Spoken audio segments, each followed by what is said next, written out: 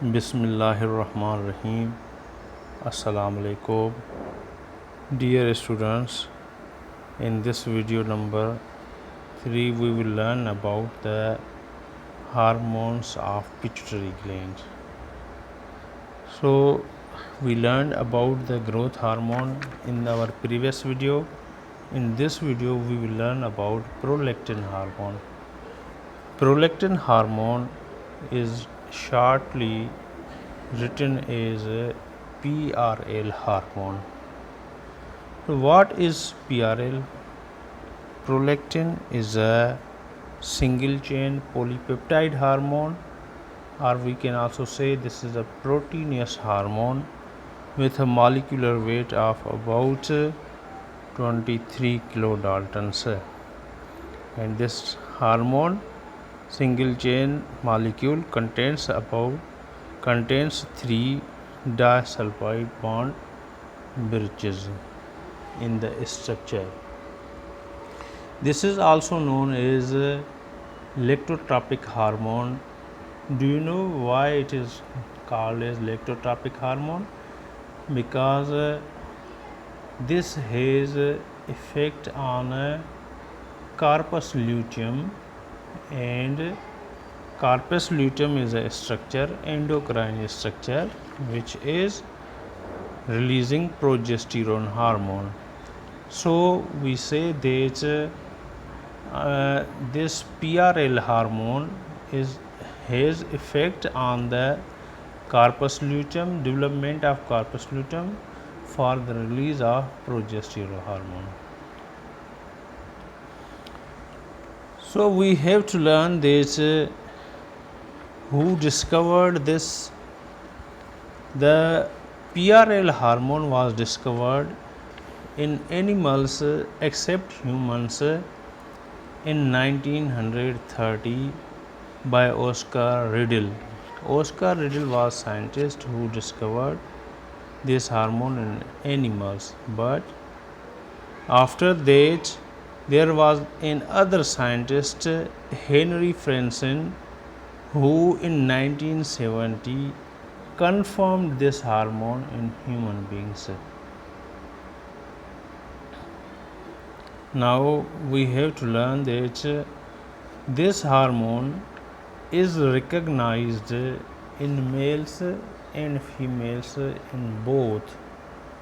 This is the hormone which is mostly known as the hormone of the females, but this has also interesting roles in males, and not only humans but also other vertebrates. So this hormone is commonly called as hormone of maternity. What is called? Hormone of maternity. This name is famous for this hormone. So prolactin hormone, shortly written as PRL hormone, this is also recognized or found in males and non-pregnant females. So we have to learn that what is the role of this hormone.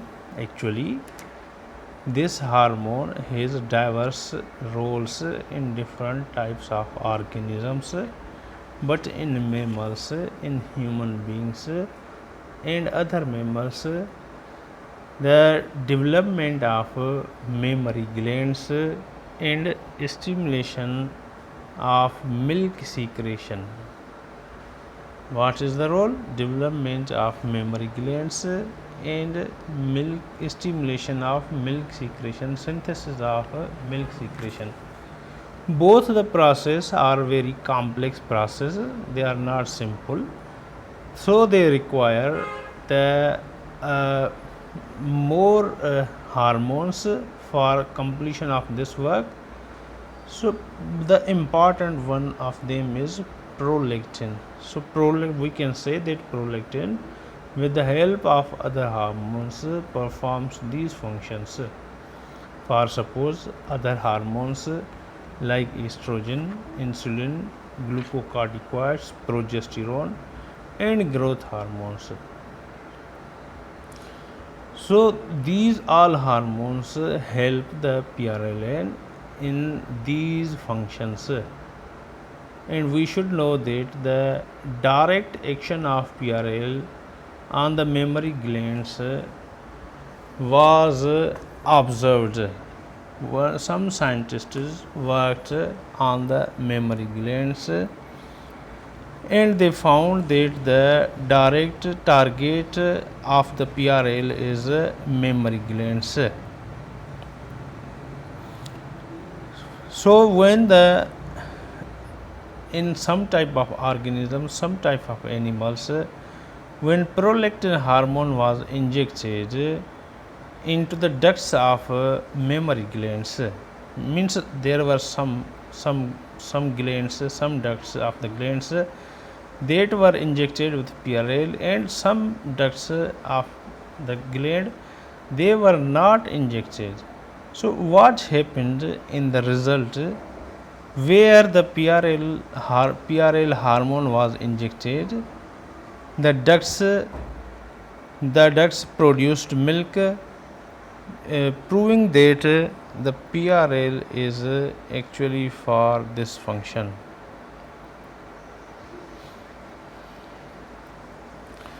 During the pregnancy or in post parturition lactation period, means during the time of pregnancy and after the delivery of the baby, if we count the population of PRL cells in the anterior pituitary gland, because this hormone is released from the anterior pituitary gland, and the cells that secrete this hormone they are called as lactotrophs or mammotrophs.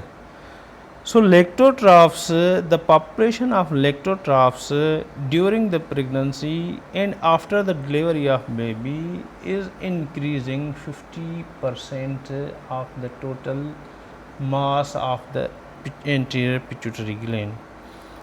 So this indicates the role of prolactin is actually very active during these times, means during the pregnancy and after the delivery of the baby.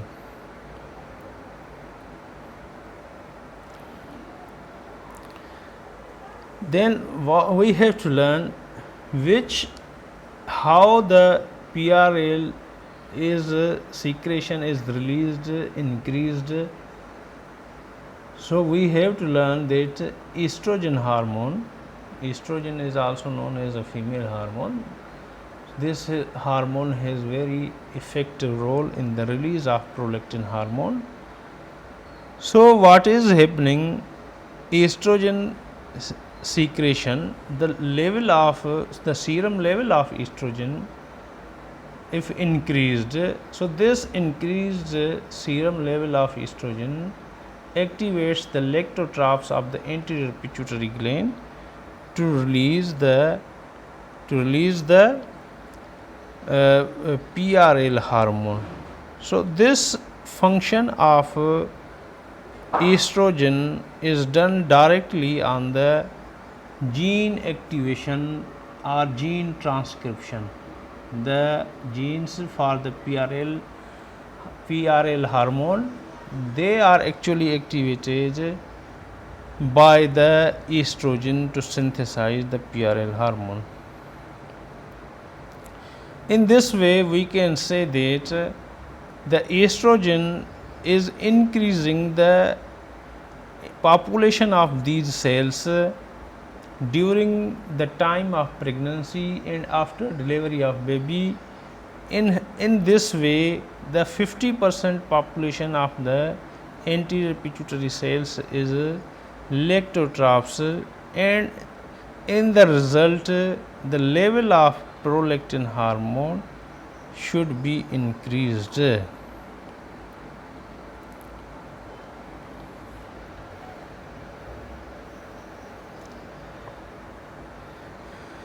Normally what is happening, PRL PRL level increases at the puberty, because we know that some hormones which are known as gonadotropic hormones, LH and FSH, these hormones are released at the time of puberty, and because the release of these hormones, the gonads develop.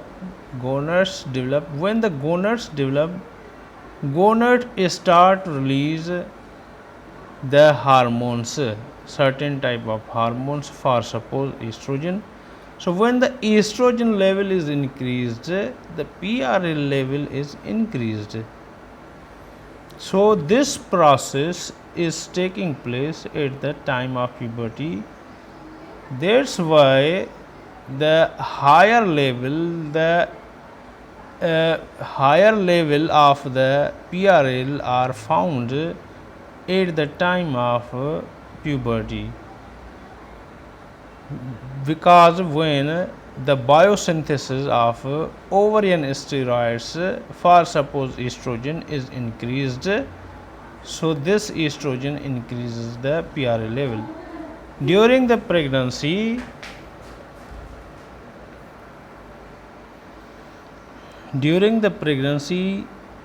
the mammary glands develop, and after the delivery of baby, we know that females have to feed their babies in mammals, so their mammary glands develop, and so that they can nurse their babies. But if in the case when a female is not feeding her baby for about 3 weeks, her breastfeeding is falling back to the normal level. Normal level means the level when the female was not pregnant, or the female was not feeding the baby. So the level of milk is decreasing in 3 weeks. I repeat this: if a female she is giving birth to baby, if she stops to feed her baby for about 3 weeks, so the milk secretion and the level of PRL will fall to the conditions which were the non-pregnant condition and non-feeding conditions. But if this process is again continued, so the PRL level will also increase, and the concentration of PRL is also found in amniotic fluids. Amniotic fluid is a fluid where the baby is growing in the fluid during the time of pregnancy. In mammalian species, as we have discussed that PRL is luteotropic, this means that it acts with the help of LH and FSH on the corpus luteum to stimulate progesterone biosynthesis or progesterone secretion. And progesterone is very important hormone. What are the functions of progesterone hormone? The progesterone hormone that is released from the corpus luteum is required for the growth and development of uterus and suppression of further ovum maturation and ovulation. So we have to understand, when progesterone is released because of prolactin, prolactin is released for the production of milk, and same time prolactin is helping corpus luteum to produce progesterone, and progesterone is suppressing the ovum maturation and ovulation. This shows that unless until the female is feeding her baby, means at that time PRL is continuously releasing, and PRL is releasing the progesterone, and progesterone is suppressing ovum development, means during that time no more ovum in the ovary will develop, will mature, and no ovulation. So this process will be stopped. For this reason, females, ladies do not get pregnant, do not have conception during this time when they are feeding their babies.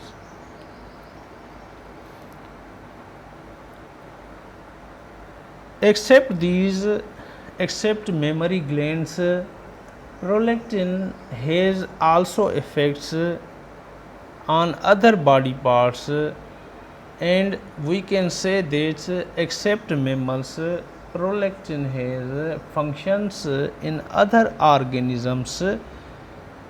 For suppose prolactin has integumental effects, means in different vertebrates.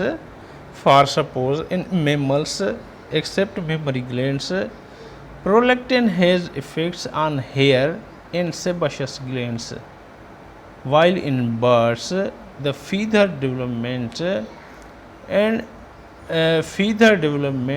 beak development is controlled, is enhanced by the prolactin. Similarly, in reptiles like birds, the epidermal or skin development is also enhanced by the prolactin hormone. And except this, in some organisms, for suppose aquatic animals, fishes and other aquatic water animals, for suppose toads, teleosteres, their skin is very silvery, and this silvery skin is because of the mucus secretion. So this mucus, or we can say that mucus glands that secretes the mucus, they are also working under the influence of prolactin hormone.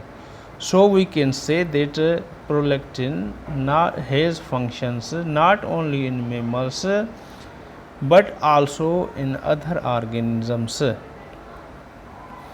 For suppose one more important function we will discuss here in pigeons and doves. What is that one? They feed their babies with a special type of milk. So this is known as sake milk. What is called? Sake, crop sake, and that is known as crop milk. So prolactin hormone is actually helpful in development of crop sake. So consequently, in the production of crop milk for feeding their babies.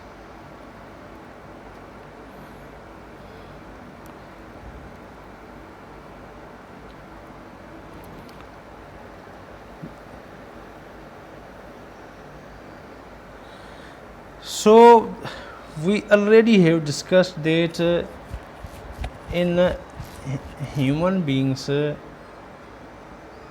in males and females, prolactin is found in both. In other organisms, in other vertebrates also, the prolactin is found in males and females. This is not only limited to females but also found in males. But in human beings, the level of prolactin in females is higher, slightly higher than in males. But we say that the hormone, the serum level of this hormone is found in both sexes, means in males and females. What about the release of the prolactin hormone?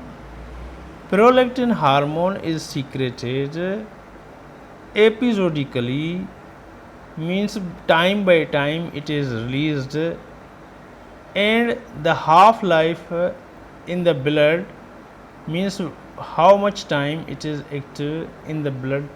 So it is about 15 to 20 minutes after release into the bloodstream. This hormone is functional from 15 to 20 minutes, and after that this hormone is eliminated from the circulatory system.